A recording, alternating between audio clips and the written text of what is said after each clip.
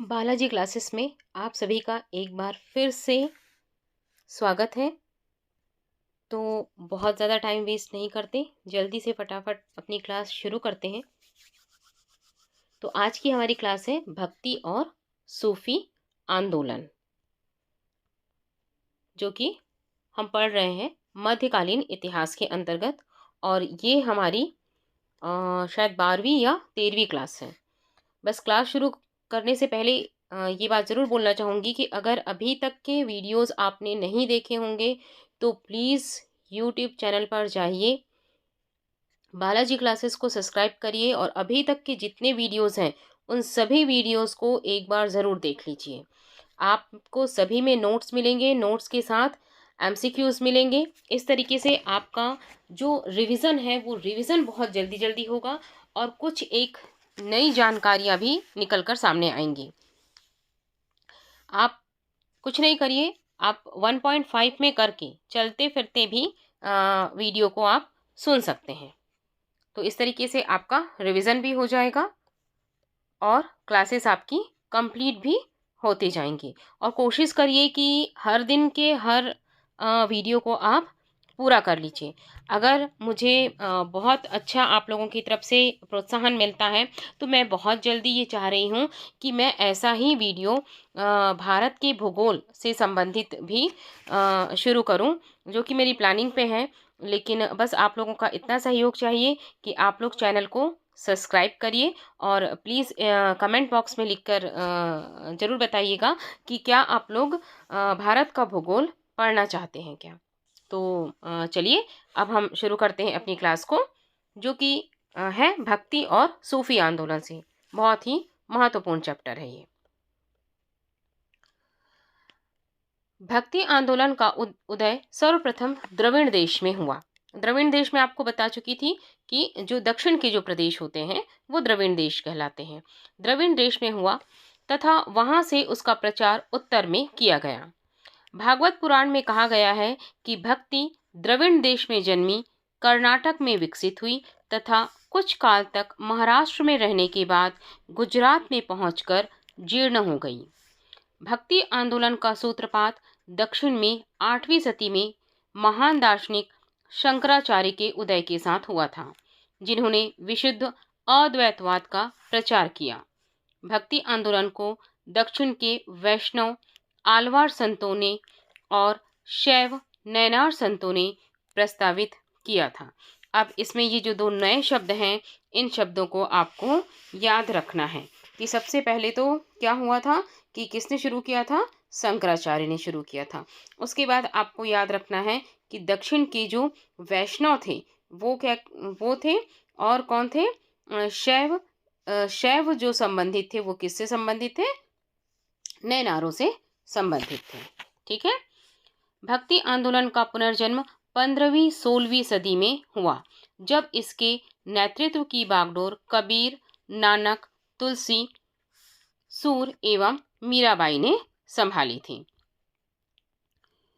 मध्यकालीन भारत में सूफियों के उदय से समाज में समरसता फैलाने में मदद मिली।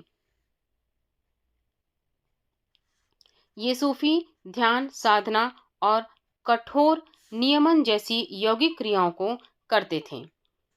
वे एकांत में कठोर यौगिक व्यायाम भी करते थे तथा समाज में एकता और सौहार्द फैलाने तथा श्रोताओं में आध्यात्मिक हर्षोन्माद उत्पन्न करने के लिए गीतों एवं संगीत का सहारा लेते थे। काम रूप में, अगले पैराग्राफ में आ जाइए ऊपर। काम रूप में जो असम राज्य में स्थित है, वहां पर वैष्णव धर्म को लोकप्रिय बनाने का कार्य शंकर देव ने किया। एकेश्वरवाद उनके धर्म का मूल उद्देश्य था। वे विष्णु या उनके अवतार कृष्ण को अपना अभिष्ट मानते थे। उन्होंने एक शरण संप्रदाय की स्थापना की। वे कर्मकांड एवं मूर्ति पूजा दोनों के ही विरोधी थे। वे असम के चैतन्य के रूप में प्रसिद्ध थे। देखिए, ये फिर एक आ जाता है कि असम के रूप में, असम के चैतन्य के रूप में प्रसिद्ध थे। ठीक है, तो कौन प्रसिद्ध थे असम के चैतन्य के रूप में? शंकर देव। ठीक है। चलिए आगे बढ़ते हैं। वल्लभाचार्य सोमयाजी कुल के तेलुगु ब्राह्मण श्री लक्ष्मण के पुत्र थे। इसको मिटाते जरा। हाँ, अब एक मिनट।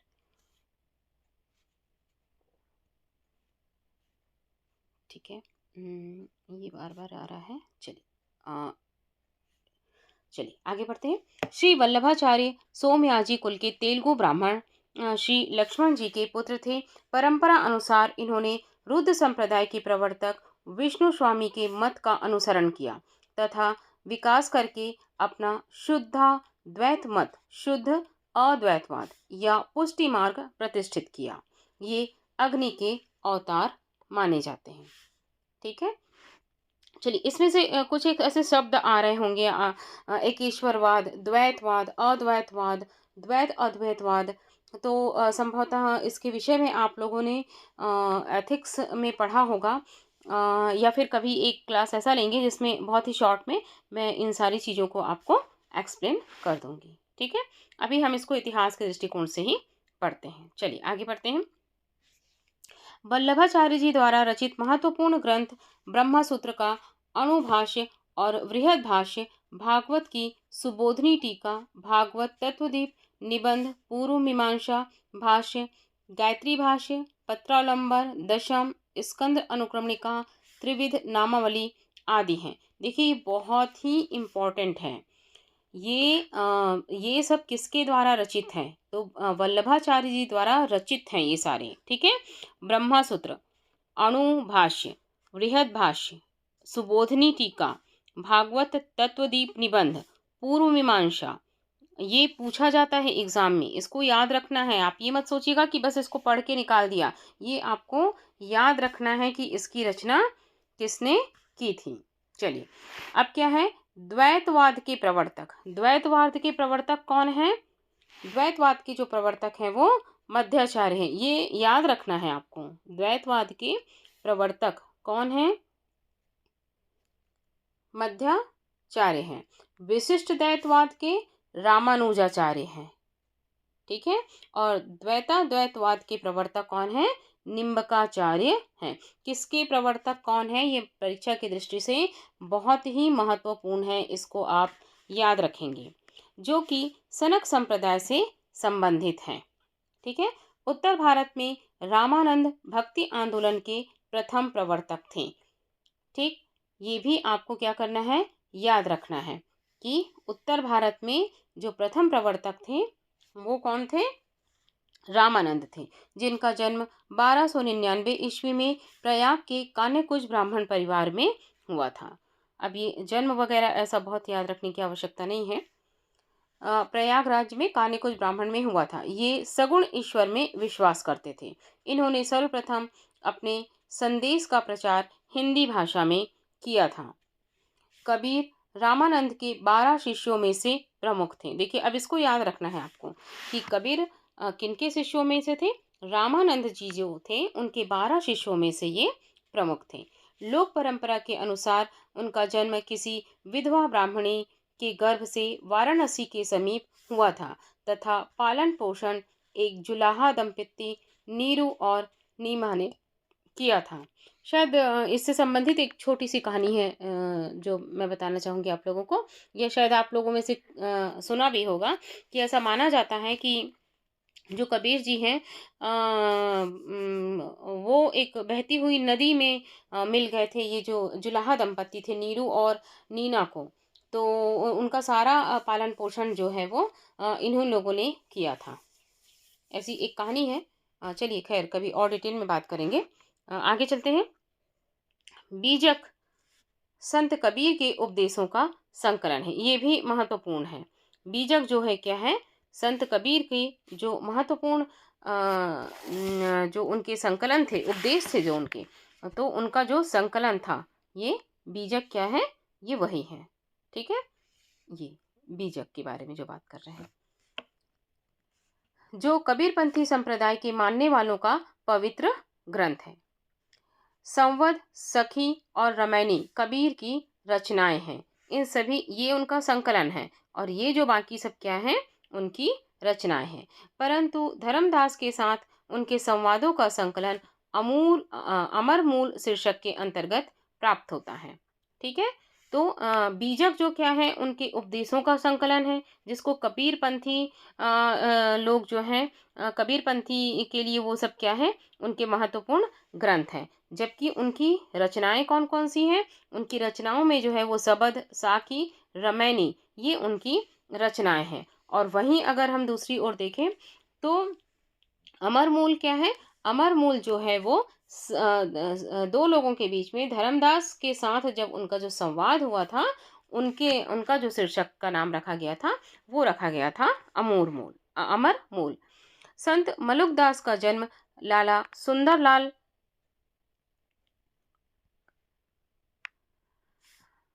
खत्री के घर में 1774 में कड़ा, वर्तमान में कौशाम्बी जिले में हुआ था। गुरु घासीदास का जन्म दिसंबर 1756 में छत्तीसगढ़ के रायपुर जिले में गिरौदपुरी नामक गांव में हुआ था। तो ये याद रखेंगे, गिरौदपुरी जो है वो बहुत ही महत्वपूर्ण स्थान है। उनके पिता महगुंदा दास और माता अमरौतनी बाई थीं। भगवान शिव की प्रतिष्ठा में भारत में विभिन्न भागों में 12 ज्योतिर्लिंगों की स्थापना की गई है। ये केदारनाथ, विश्वनाथ, वैद्यनाथ, ये सभी नाम आपको याद होना चाहिए कि ये 12 ज्योतिर्लिंग हैं। और 12 ज्योतिर्लिंगों में कौन कौन सा ज्योतिर्लिंग कहाँ पर है, ये भी आपको क्या करना है, ये भी आपको याद रखना है। ठीक है, केदारनाथ, विश्वनाथ, एक मिनट पेन ले लूँ, मैं आपको बताती जाऊँ। केदारनाथ, विश्वनाथ, वैद्यनाथ, महाकालेश्वर, ओमकारेश्वर, नागेश्वर, सोमनाथ, त्र्यंबकेश्वर, घृणेश्वर, भीमाशंकर और मल्लिका अर्जुन और रामेश्वरम। ठीक है, गुरु नानक का जन्म 1469 ईस्वी में तलवंडी नामक स्थान पर हुआ था। अब यह नानकाना साहब कहलाता है। तो नानकाना साहब जो है वो कौन सी जगह कहलाती है, जो तलवंडी नामक क्षेत्र है वो क्या कहलाता है, नानकाना साहब कहलाता है। यह पंजाब पाकिस्तान के नानकाना साहिब जिले में स्थित है। गुरु नानक की मृत्यु डेरा बाबा करतारपुर पाकिस्तान नामक स्थान पर हुई थी। ठीक है, ये थोड़ा सा जो इम्पोर्टेंट है इनको याद रखिएगा, और ये स्पेशली ये तो पाकिस्तान में है, तो आपको क्या करना है, इनको याद रखना है। ठीक है, गुरु नानक ने सिख धर्म की स्थापना सिकंदर लोदी के समय की थी। अब देखिए, ये एक सिकंदर लोदी के समय की थी, मतलब क्या थे, गुरु नानक किसके समकालीन थे, गुरु नानक जो थे वो सिकंदर लोदी के समकालीन थे। नानक एकेश्वरवाद में विश्वास करते थे तथा निर्गुण ब्रह्मा की उपासना पर बल देते थे। गुरु नानक का कहना है, ईश्वर व्यक्ति के गुणों को जानता है। चलिए अगले पेज में आ जाते हैं।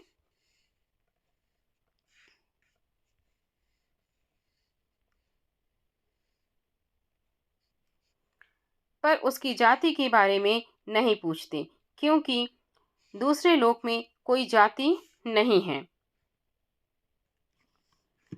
गुरु नानक ने गुरु का लंगर नाम से मुक्त सामुदायिक रसोई की शुरुआत की थी। देखिए, अब ये भी याद रखना पड़ेगा, जिसको लंगर कहते हैं ना, वो लंगर, उसकी शुरुआत किसने की थी, गुरु नानक जी ने की थी।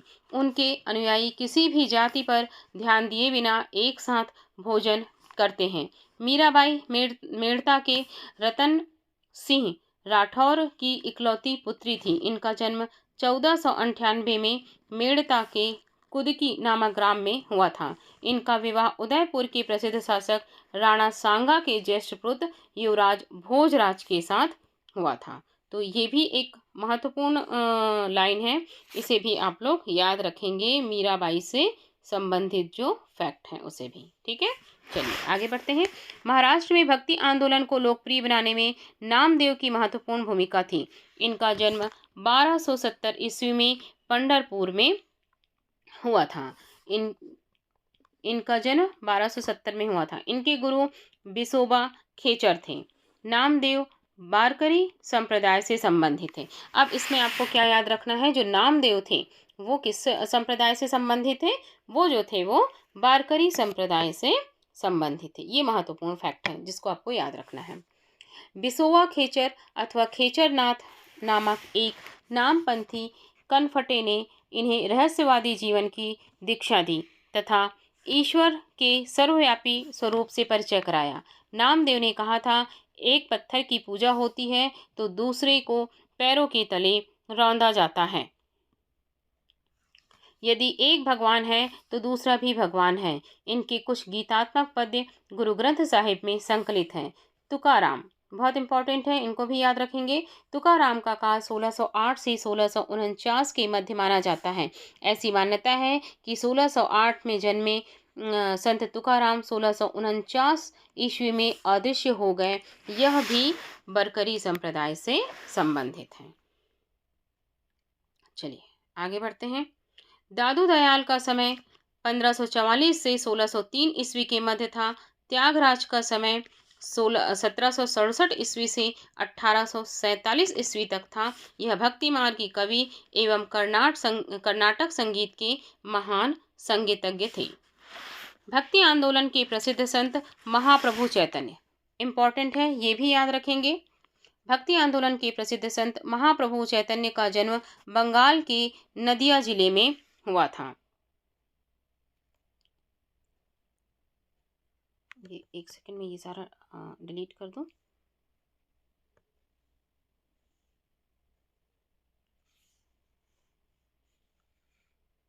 चलिए आगे बढ़ते हैं। महाप्रभु चैतन्य के बारे में हम बात कर रहे थे। तो इनका जन्म कहाँ हुआ था? बंगाल के नदिया जिले में एक संभ्रांत ब्राह्मण परिवार में इनका जन्म हुआ था। उनके पिता का नाम जगन्नाथ मिश्र तथा माता का नाम शची देवी था। चैतन्य के बचपन का नाम निमाई था। ये इंपॉर्टेंट है, इसको याद रखिएगा। चैतन्य के बचपन का नाम निमाई था। चैतन्य ने कृष्ण को अपना आराध्य बनाया तथा उन्हीं की भक्ति का प्रचार किया। सुप्रसिद्ध भक्त संत कवि गोस्वामी तुलसीदास अकबर तथा जहांगीर के समकालीन थे। महत्वपूर्ण है ये भी, ठीक है, ये याद रखेंगे। अब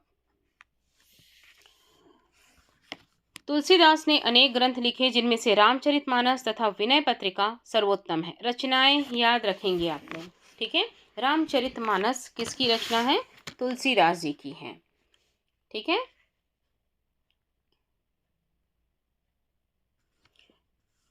रामचरितमानस की रचना गोस्वामी तुलसीदास ने अवधी भाषा में की थी। कई लोगों को ये संशय होता है कि संस्कृत है, संस्कृत में रचना नहीं हुई थी। रामचरितमानस की रचना गोस्वामी तुलसीदास ने किस में की थी?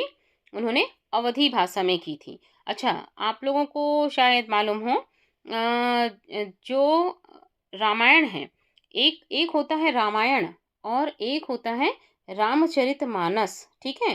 तो रामचरितमानस की रचना तुलसीदास जी ने की थी, जो कि अवधी भाषा में है। और जो रामायण है उसकी रचना किसने की थी? वाल्मीकि जी ने की थी, जो कि संस्कृत भाषा में है। क्योंकि वो थोड़ी सी कठिन भाषा होती थी, इसलिए जो रामचरितमानस है वो ज़्यादा, जो आप लोग जानते हैं ना, वो आप लोग रामचरितमानस को जानते हैं, यही ज़्यादा प्रसिद्ध हुआ क्योंकि अवधी भाषा में है, लगभग हिंदी से मिलती जुलती, तो लोगों को समझने में आसानी हुई, ठीक है। तो क्लियर हो गया आपको ये? चलिए आगे बढ़ते हैं। सूफी मत का जन्म भले ही विदेशी धरती पर हुआ हो, किंतु उसका पोषक तत्व भारतीय वेदांतवाद है। सूफी प्रेम काव्य कोमल हृदय की सुंदर एवं सरस अभिव्यक्ति है। कुछ विद्वानों के अनुसार सूफी मत पर 4 दार्शनिक प्रभाव हैं। आर्यों का द्वैतवाद, ठीक है, आर्यों का द्वैतवाद, कौन कौन से प्रभाव हैं वो देख रहे हैं हम। नव अफलातूनी मत, विचार स्वातंत्र्य और इस्लाम की गुहा विद्या, ये जो है ये 4 प्रभाव उन पर पड़े हैं, ठीक है। चलिए अगले पेज पे आते हैं, अगले पैराग्राफ पे आते हैं। चिश्तिया सूफी मत की स्थापना अफगानिस्तान के चिश्त में अबू इहाक शमी चिश्ती और उनके शिष्य ख्वाजा अबू अहमद अब्दाल ने की थी, किंतु भारत में सर्वप्रथम इसका प्रचार ख्वाजा मोइनुद्दीन चिश्ती ने के द्वारा हुआ था। चिश्ती मत की बात कर रहे हैं, ठीक है। वे 12वीं शताब्दी में मोहम्मद गौरी की सेना के साथ भारत आए थे। देखिए, अब ये महत्वपूर्ण फैक्ट है आपको याद रखने के लिए कि सर्वप्रथम सबसे पहले तो ये है कि जो चिश्तिया सूफी मत की जो का प्रचार है, जो भारत में कब किन्होंने किया? ख्वाजा मोइनुद्दीन चिश्ती ने किया था। और क्या हुआ था? ये 12वीं सदी में किसके साथ आए थे? मोहम्मद गौरी की सेना के साथ भारत आए थे। उन्होंने अजमेर में अपना निवास स्थान बनाया। 1236 में इनकी मृत्यु हो गई। कुतुबुद्दीन बख्तियार काकी इनके प्रमुख शिष्य थे। ठीक है, इंपॉर्टेंट फैक्ट है, ये भी याद रखेंगे। निशापुरा के हारून में ख्वाजा मोइनुद्दीन चिश्ती ख्वाजा उस्मान चिश्ती हरूनी के शिष्य बने। शेख फरीदुद्दीन गंज शक्कर चिश्ती सिलसिले की सूफी संत थे, जो कि बाबा फरीद के नाम से प्रसिद्ध हुए। इन्हीं के प्रयत्नों के फलस्वरूप चिश्तिया सिलसिले का भारत में लोकप्रियता मिली। इनका सबसे महत्व योगदान वे रचनाएं हैं जो गुरु ग्रंथ साहिब में संकलित हैं। ये बलबन के दामाद थे। शेख निजामुद्दीन औलिया के आध्यात्मिक गुरु हजरत बाबा फरीदुद्दीन मसूद गंज शंकर थे, जिन्हें बाबा फरीद के नाम से भी जाना जाता है। इनके अन्य प्रमुख शिष्य अलाउद्दीन साबिर कालियारी और नसरुद्दीन चिरागे देहलवी थे। शेख निजामुद्दीन औलिया की दरगाह दिल्ली में स्थित है। अब ये याद रखेंगे आप लोग कि शेख निजामुद्दीन औलिया का जो शेख निजामुद्दीन औलिया का जो वो है वो कहाँ पर स्थित है, वो जो है वो दिल्ली पर स्थित है। ठीक है, दरगाह। ठीक है, 1335 ईस्वी में निजामुद्दीन औलिया की मृत्यु हुई। उन्हें ग्यासपुर दिल्ली में दफनाया गया था। शेख निजामुद्दीन औलिया ने 7 सुल्तानों के राज्य को देखा था। देखिए, ये भी एक बहुत ही महत्वपूर्ण फैक्ट है। ठीक है, कि उन्होंने क्या किया था, 7 जो सुल्तानों का जो राज्य है उनको उन्होंने देखा था, जो कि एक के बाद एक सत्तासीन होते रहे, किंतु वे कभी भी किसी के दरबार में नहीं गए। जब अलाउद्दीन ने उनसे मिलने की आज्ञा मांगी तो शेख ने उत्तर दिशा की मेरे मकान के 2 दरवाजे हैं, यदि सुल्तान एक द्वार से आएगा तो मैं दूसरे द्वार से बाहर चला जाऊंगा। देखिए, ये याद रखिएगा इसको कि किन्ने उनसे मिलने की आज्ञा मांगी थी, तो अलाउद्दीन ने आज्ञा मांगी थी, लेकिन उन्होंने क्या कह दिया था, शेख निजामुद्दीन औलिया ने क्या कहा कि अगर सुल्तान मेरे एक द्वार से अंदर आते हैं तो मैं दूसरे द्वार से बाहर निकल जाऊंगा, अर्थात वो मिलना नहीं चाहते थे। इस प्रकार उन्होंने अलाउद्दीन से मिलने से इनकार कर दिया था। वे महबूब इलाही और सुल्तान उल औलिया के नाम से प्रसिद्ध थे। कभी कभी ऐसे सेंटेंस भी पूछ दिए जाते हैं कि ये किसने कहा था और ये किससे कहा था। थोड़ा आजकल आयोग के प्रश्नों का स्तर बढ़ चुका है, तो आप लोगों को भी पढ़ाई उसी हिसाब से करनी है। चलिए आगे बढ़ते हैं। चिश्ती शाखा के अंतिम सूफियों में शेख सलीम चिश्ती का नाम विशेष उल्लेखनीय है। इनको भी आपको याद रखना है, शेख सलीम चिश्ती को। आगे आपको पता चलेगा कि ये क्यों इतना इम्पोर्टेंट है। इनके पिता का नाम शेख बहाउद्दीन था। ये बहुत दिनों तक अरब में रहे और वहाँ उन्हें शेख उल हिंद की उपाधि से विभूषित किया गया। तत्पश्चात भारत लौट आए और आगरा से 36 किलोमीटर की दूरी पर स्थित सिकरी नामक स्थान पर रहने लगे, जिसे अकबर ने अपने प्रसिद्ध नगर फतेहपुर सिकरी का रूप प्रदान किया। कहा जाता है कि जहांगीर का जन्म शेख सलीम चिश्ती के आशीर्वाद से हुआ था। इसकी भी एक बहुत छोटी सी कहानी है जो मैं आपको बताऊंगी कि जो महान सम्राट माने जाते हैं, जिनको अकबर ऐसा कहा जाता है कि उनके कोई औलाद नहीं हो रही थी, तो वो नंगे पैर चल करके शेख सलीम चिश्ती के दरबार पर आए थे और उन्होंने शायद कोई दुआ वगैरह की थी। तब उसके पश्चात उनकी जो महारानी थी जोधाबाई, उनसे फिर जहांगीर का जन्म हुआ था। इसीलिए वो जहांगीर को सलीम के नाम से भी पुकारते थे, क्योंकि वो शेख सलीम चिश्ती जो हैं उनके आशीर्वाद से मिले थे। ठीक है, तो ये एक छोटी सी कहानी है। चलिए आगे बढ़ते हैं। चिश्ती सिलसिले का प्रभाव क्षेत्र दिल्ली एवं आसपास के क्षेत्रों में था, जबकि सोहरावर्दी सिलसिले का प्रभाव क्षेत्र सिंध के क्षेत्र में था।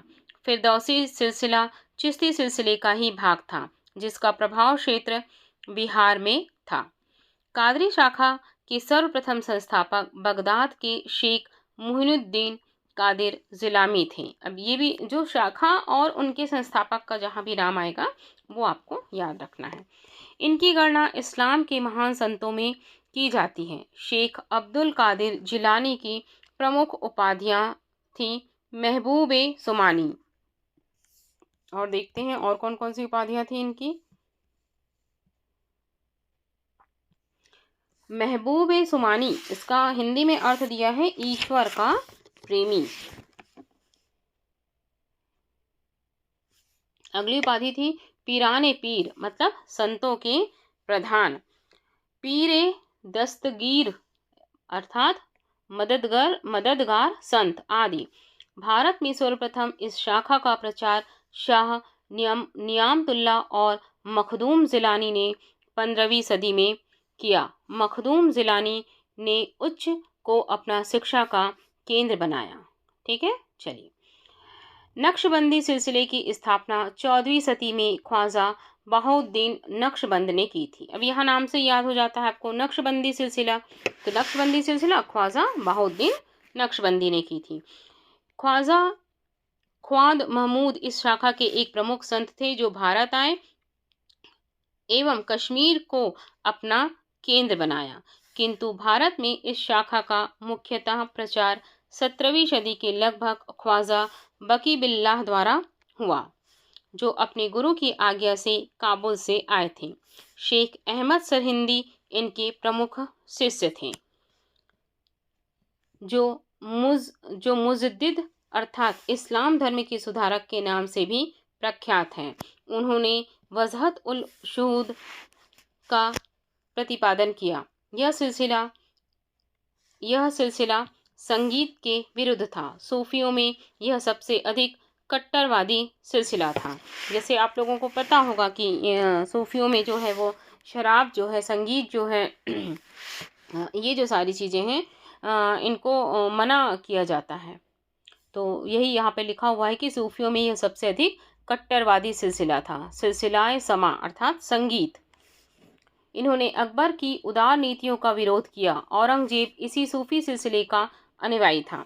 शायद आप लोगों ने इतिहास पढ़ा होगा तो आपने ये देखा होगा कि जो अकबर था वो कहीं ना कहीं सारे धर्म को लेकर चलता था, लेकिन वही जब औरंगजेब आया तो औरंगजेब ने क्या किया, बहुत ही कट्टरवादी तरीके से कट्टरवादी एक मुस्लिम संप्रदाय का वो एक कट्टरवादी अनुयायी था। तो चलते हैं। सूफी संत शाह मोहम्मद गौस ने कृष्ण को औलिया के रूप में स्वीकार किया। वह सत्तारी सिलसिले के सबसे प्रसिद्ध संत थे। अब देखिए ये भी एक हालांकि अभी तक परीक्षा में पूछा नहीं गया है बट कहीं ना कहीं थोड़ा सा इम्पोर्टेंट है। सूफी संत शाह मोहम्मद गौस ने कृष्ण को औलिया के रूप में स्वीकार किया था। तो किसने कृष्ण को औलिया के रूप में स्वीकार किया? तो शाह मोहम्मद गौस ने स्वीकार किया था। चलिए, यह सत्तारी सिलसिले के सबसे प्रसिद्ध संत थे। मुगल बादशाह हुमायूं तथा तानसेन से उनका घनिष्ठ संबंध था। मोहम्मद गौस की प्रसिद्ध रचना जवाहिर ए खम्स है, जिसमें उन्होंने अपनी आध्यात्मिक खोज की अभिव्यक्ति किया है। उन्होंने हठ योग की एक पुस्तक अमृत कुंड का अनुवाद बहर उल हयात नाम से किया है। देखिए ये भी एक इम्पॉर्टेंट चीज़ है, ये जो आपको याद रखनी है। ठीक है, कि उन्होंने क्या किया है, हठ योग की पुस्तक जो थी, ठीक है, ये आप अंडरलाइन करके रखिए। एक मिनट रुकिएगा, ये वाली, ठीक है। अमृत कुंड का अनुवाद बहर उल हयात फारसी और अरबी भाषा के नाम से किया था। सूफी संतों के निवास स्थान को खानकाह कहते हैं, ये भी आप याद रखिए कि खानकाह किसे कहते हैं? सूफी संतों के निवास स्थान को क्या कहा जाता है? खानकाह कहा जाता है। समा एक सूफी संगीत समारोह का नाम है। देखिए ये सारी चीजें आपको याद रखनी है, ठीक है, कि समा क्या है? समा जो है एक सूफी संगीत का जो है वो नाम है। शेख सूफीवाद में शिक्षण और मार्गदर्शन के लिए अधिकृत व्यक्ति को कहते हैं। शेख किसे कहते हैं? देखिए 3 परिभाषाएं यहाँ पर आपको मिल गई हैं, ठीक है। एक तो खानकाह क्या होता है, दूसरा समा क्या होता है, और तीसरा शेख किसे कहते हैं। ठीक है। इस्लाम में धार्मिक कानूनों के विद्वान को उलेमा कहा जाता है और साथ में उलेमा। तो ये एक छोटे से इतने पैराग्राफ में आपको 4 ऑब्जेक्टिव मिल गए हैं। चलिए आगे बढ़ते हैं। प्रेम वाटिका, इसको मैं डिलीट कर दूं ताकि आपको सुविधा हो देखने में। प्रेम वाटिका काव्य ग्रंथ की रचना रसखान ने की थी। अब ये फिर रचना की बात आ गई, तो ये आपको याद रखना है कि प्रेम वाटिका किसने लिखी थी? रसखान ने लिखी थी। इसमें इन्होंने कृष्ण के जीवन को पंक्तिबद्ध किया है। सुजान रसखान भी इनकी प्रसिद्ध रचना है। रसखान की भाषा विशुद्ध ब्रज भाषा थी। चलिए आगे बढ़ते हैं। 12 मासा की रचना मलिक मोहम्मद जैसी ने की थी। जैसी की पद्मावत, अखरावट तथा आखिरी कलाम में से पद्मावत का हिंदी साहित्य में महत्वपूर्ण स्थान है। 12 मासा पद्मावत का ही एक भाग है। बहुत ही इम्पोर्टेंट, बहुत ही ज़्यादा इम्पोर्टेंट ये सारा, ये आपको पढ़ना ही है, ये छूटना नहीं चाहिए। इसमें से हर चीज़ आपको याद होनी चाहिए।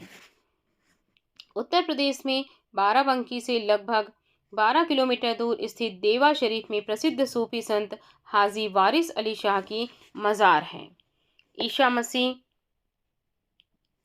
का जन्म लगभग 4 ईसा पूर्व में यहूदियों के प्रांत बेथलेहम नामक नगर में हुआ था।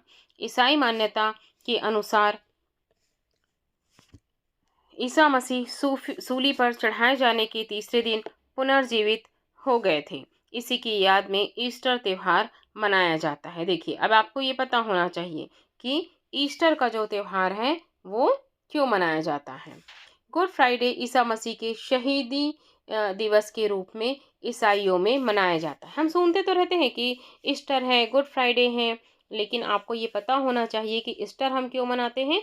वो उस दिन जब उनको सूली पर चढ़ाया गया था, उसके बाद वो पुनर्जीवित हो गए थे, तो ईस्टर के रूप में मनाए जाते हैं। गुड फ्राइडे ईसा मसीह के शहीदी दिवस के रूप में मनाया जाता है। ठीक है, बस बहुत लंबा नहीं है, थोड़ा सा और रह गया है, तो ये पूरा कर लेते हैं हम।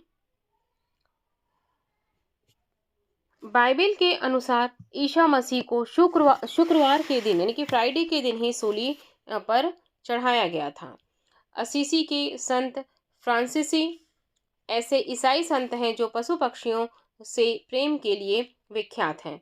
वेटिकन इटली में स्थित स्थलरुद्ध संप्रभु देश है। इसका कुल क्षेत्रफल मात्र 44 हेक्टेयर है, जो विश्व का सबसे छोटा जनसंख्या और क्षेत्रफल दोनों की दृष्टि से सबसे छोटा स्वतंत्र देश है। यह रोम के पादरी, जिन्हें पोप कहा जाता है, के द्वारा शासित है। इसे रोमन कैथोलिक चर्च की राजधानी के रूप में भी जाना जाता है। मदीना पश्चिम सऊदी अरब के हैज़ाज क्षेत्र में स्थित एक शहर है। यह मक्का के बाद इस्लाम धर्म का दूसरा पवित्रतम शहर है। तो आज का नोट्स कंप्लीट हो गया है, लेकिन मुझे लग रहा है कि वीडियो लगभग करीब आधे घंटे से ज़्यादा का हो चुका है, और इसमें थोड़ा सा जो MCQs हैं वो भी थोड़ा ज़्यादा रहेगा, तो वीडियो बहुत ज़्यादा लंबा हो जाएगा। तो मेरा ये मानना है कि हम नोट्स यहीं पढ़ लेते हैं, और इसके दूसरे वीडियो में मैं इसके MCQs को कंप्लीट करवा दूँगी, तो इससे आप लोगों के लिए भी आसानी होगी। तो इसी तरीके से आप लोग कंटिन्यू क्लासेस देखिए, फटाफट रिवीजन करते जाइए। तो ठीक है, ये इसके जो MCQs हैं उसको हम अगली क्लास में पूरा कर लेंगे, ताकि वीडियो बहुत ज़्यादा लंबा ना हो। आप लोग से उम्मीद है कि आप वीडियो को शेयर करेंगे, सब्सक्राइब करेंगे और बेल आइकॉन को क्लिक करके रखिएगा, ताकि जैसे ही मैं वीडियो अपलोड करूं आपको तुरंत ही वीडियो मिल जाए, और रोज़ के रोज़ आप वीडियो देख करके ख़त्म करिए, और इस तरीके से आपका रिवीजन भी अच्छी तरीके से होता जाएगा। तो चलिए ठीक है, मिलते हैं अगली क्लास में। और हाँ, एक चीज़ ज़रूर बताइएगा आप लोग मुझे कि अगले कौन से सब्जेक्ट का आप वीडियो और चाहते हैं, ये आप ज़रूर लिख के बताइएगा कमेंट बॉक्स में। ठीक है।